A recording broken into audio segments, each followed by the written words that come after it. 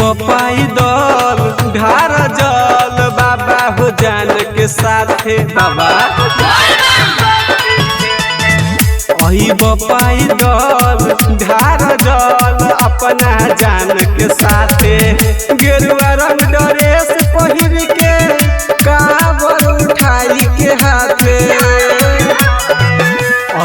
पैदल ढार जल अपना जान के साथे बाबा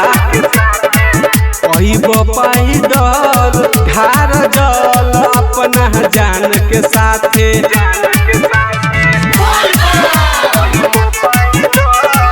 रूपम रिकॉर्डिंग स्टूडियो मधुबनी।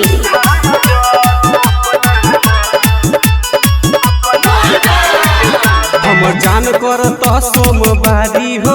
दुनु गोटा बतोरा दुआरी हो पीके भांग गाजा भोला तोरा मस्ती में चोहिल के सबसे आगारी हो हमर जान कर तो सोमवारी हो दुनु गोटा बतोरा दुआरी हो पीके भांग गाजा भोला तोरा मस्ती में चोहिल के सबसे आगारी हो डीजे पर नाचते बा ओकरा संगे काते काते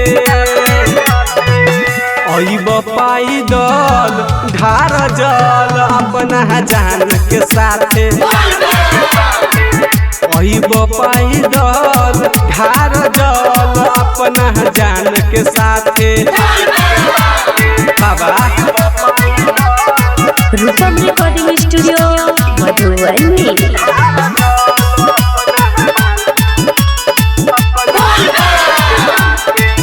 बाबा सोचहन तू हमरा बारे में खाली रहे छ अपने जोगारे में भोला चेला तोहर हम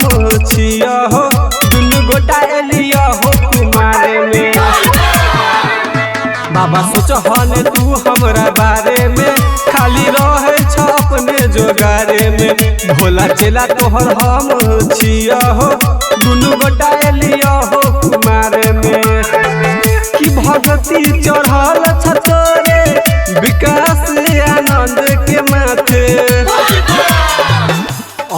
पैदल ढार जल अपना जान के साथे